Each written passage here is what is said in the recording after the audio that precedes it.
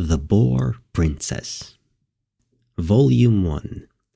A long, long time ago, in the Forest Kingdom, what legends occurred there?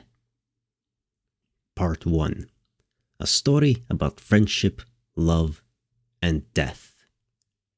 In the myths of ages past, every living being in this world had its own kingdom. Mondstadt was a forest in that age, a playground of the boars. In the forest was the Boar Kingdom, where everybody lived happily under the reign of the Boar King. The king had a lovely young daughter who had the prettiest snout, the whitest tusks, and the smoothest fur in the whole kingdom. The Boar Princess, beautiful and kind, gave the juiciest and sweetest fruits to her subjects every day. From sweet and sour berries to crisp apples to delicious tree mushrooms, the Boar Princess always shared her delicacies first with her friends. Every boar in the kingdom adored their king and princess, and every day they praised them so. Oink oink, bless our king. As long as he reigns over us, we will never starve. Oink oink, bless the gentle animal Archon for giving our king such a kind and polite princess. There are some words in the margin written in tiny handwriting. Dada, if I don't eat candy every night, and I pray every day, will I turn into a wild piggy? I want to be a wild piggy because they are so tasty. Volume 2. A lifeless ice field, a land even the gentle animal Archon has never visited. How is it that it still has its lonely inhabitants? Part 2. The story continues on the glacier. North of the Boar Forest was a frozen tundra.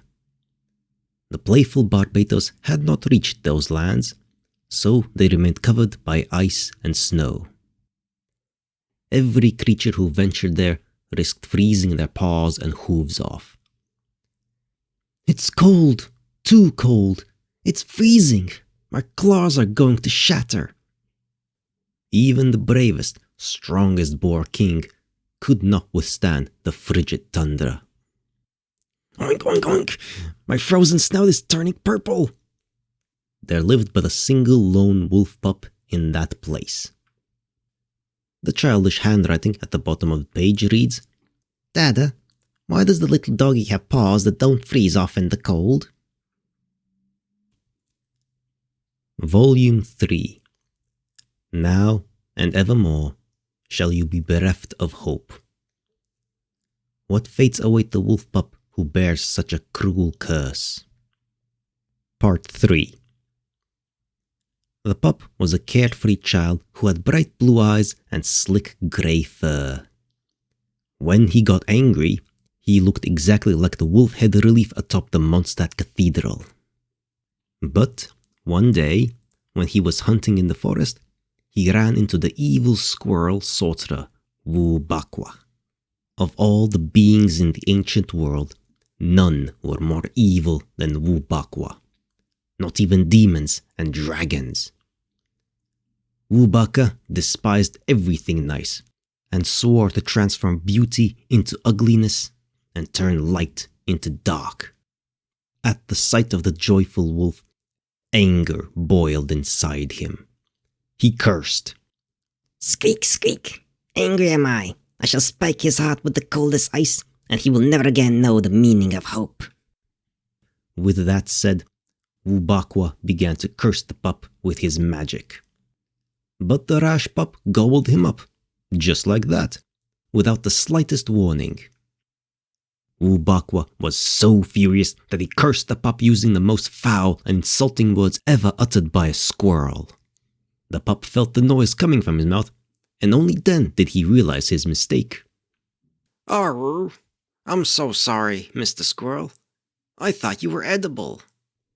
The pup wished to apologize to the squirrel, but he felt his throat tighten and then loosen. The squirrel slid down to his stomach with a gulp. A sheet of paper bearing fine handwriting is taped to this page, Lily, this is why you should eat cautiously when you're outside. Volume 4. The wolf pup grew up in the cold loneliness. The secret past of the lone wolf is now revealed. Part 4. No one knew just what chemical reaction occurred in the pup's stomach, but Ubakwa's curse magically came into effect. Because of the curse, the pup's heart was pierced and frozen by an icicle. The pup became cold and mean forever after, and whenever other animals showed kindness to him, he would repay them with the harshest of words and the most woeful of deeds. In the end, every animal loathed him. From then on, every wolf in the forest spoke of the pup in this way. "Woof! What a selfish wolf he is! Such an obnoxious kid! Woof, woof! What a heartless wolf he is! Let us stay away from him!" One by one, the pup lost all his friends.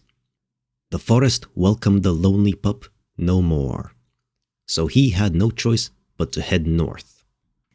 The blizzards that blew in the northern tundra kept most creatures away. But with his heart already frozen solid, the pup was no longer afraid of the cold. He decided to settle down there and became the lone wolf that roamed the tundra. A young girl has written in the corner of the page, "Dada, but where did Bubakwa go?" Volume 5. No one deserves this fate. The good princess shed a tear of compassion. For those who persevere as true companions, even the ice shall melt before their determination. Part 5. One day, the Boar princess heard about the pup and was deeply saddened by his story.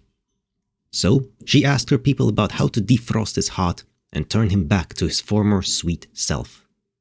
She asked and asked, but only the wise fox and the elderly turtle knew the answer. Ack, ack, ack. Only sincerity and fire could melt such evil ice. Ack, ack, ack. The fox replied, "Friendship demands sacrifice. No friendships come without sacrifices. I apologize for not knowing how to make funny sounds," the trustworthy Grandpa Turtle said. The clever Boar princess knew right away what she had to do. She dried her tears and curtsied to the two wise animals. "Oink, oink. Thank you. I would like you to go see the pup with me, so you could be the first to witness our friendship." When the fox and the turtle heard the Boar princess was willing to invite them on a royal trip, their hearts were full of joy. They set out with the princess and headed north. A handwritten note, seemingly from the young girl's father, is taped to the page. "Turtles can't make noises, no matter how hard they try. The reason Grandpa Turtle apologizes for this is just because he's very polite." Volume 6. The Boar princess and her two wise companions brave an icy wasteland and scale a snowy mountain, where they discover a very mysterious inhabitant indeed. See how this high-altitude, low-temperature adventure unfolds in Volume 6 of The Boar Princess. There is some childish handwriting on the title page, which reads, "Daddy, when you get home, you have to read me the one about the snowy mountain too." And so, the princess and her two wise companions arrived in the snow-swept hinterland of the far north. Ice and snow covered the land as far as the eye could see. Neither the biggest, bravest animals, nor even the weasel, who is the most skilled digger of them all, could find so much as a single blade of soft grass or a single piece of juicy fruit. The princess was shivering from head to tail in the freezing cold, yet she was undaunted. Without even looking back, she pressed on deeper into the frozen wasteland. The wise fox and the trustworthy turtle could not bear the piercing wind and the freezing snow. They begged of the princess, Ack, ack, ack. If His Majesty the King knew that you were adventuring to such a cold and dangerous place as this, he would be very worried. Let's head back home. Ack, ack, ack. exclaimed the fox. Yes, I agree. I fear the snowstorm will get stronger and colder with each passing second. Let us at least rest a while and continue our journey once the wind has stopped and the sun is out. Once again, I apologize for not knowing how to make funny sounds, reasoned the turtle. It was to no avail. The persevering princess did not heed the advice of her wise companions, but insisted that they continue to press on into the bitter cold of the far north. For what nobler cause could one pursue in this world than rescuing lost kin and rekindling lost friendships? Onwards they continued through the ice and snow, until their paws and hooves were purple from the cold, until each breath they exhaled turned to ice which became one with the swirling blizzard around them.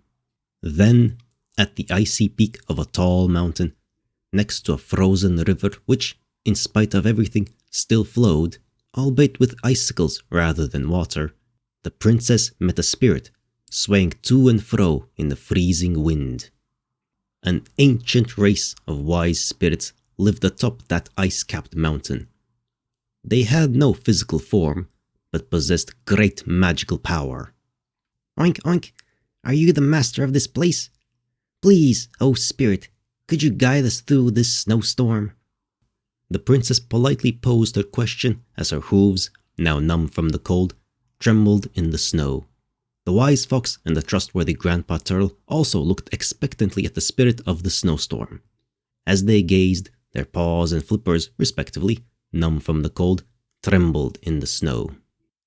Whoosh, whoosh, the spirit of the snowstorm spoke softly. Of course, but whoosh, whoosh.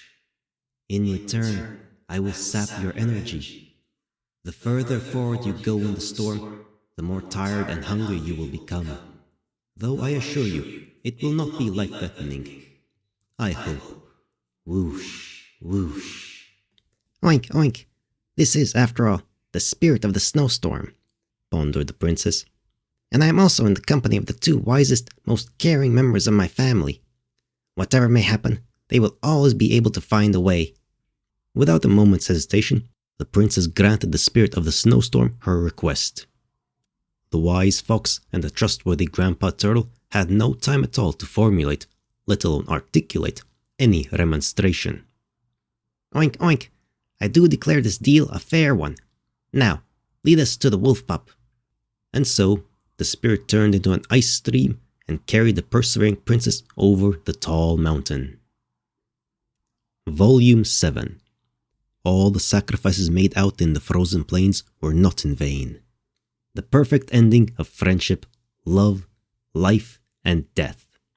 This is the end to the famous and touching story, The Boar Princess. After venturing through the bitter cold and the swirling storms, the Boar Princess finally met the pup. The pup was covered in ice. His once bright blue eyes had grown dim, and he had all but forgotten how to bark. Aroo! You have come at the right moment, for I haven't had lunch yet. Hearing his words, the kind Boar Princess could not help but shed tears. Her warm tears seemed to melt a little of the ice at the tip of the pup's heart.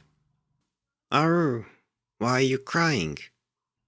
Oink, oink, you are going to starve out here. I have never seen such misery in my kingdom. I will sacrifice everything to feed your hungry belly. The pup was stupefied by her words. Aroo! Miss, you must be mad. No one has ever dared say such things to me. But when the pup saw the determination in her eyes, his frozen heart melted some more. Nope. That's why I will sacrifice two of the wisest and most caring members of my family just to feed you. It is for the sake of our friendship. The fox knew what horror she meant and attempted to run, but he was pinned to the ground by the pup and the Boar Princess. Grandpa Turtle was so frightened by the sight that he retreated into his shell. The pup and the Boar Princess enjoyed a delicious appetizer of fox out in the snow. Next, they found a cave, picked a few mushrooms, built a fire with some moss, and treated themselves to a tasty turtle soup. The pup felt the delight of sharing and making friends for the first time he could remember. His frozen heart melted completely, and he shed tears of joy. The princess took the pup by his paw, and the two merrily returned to their home. Wedged between the last two pages is a card bearing elegant handwriting. "Honey, I think it would be best if we donated this one to the library."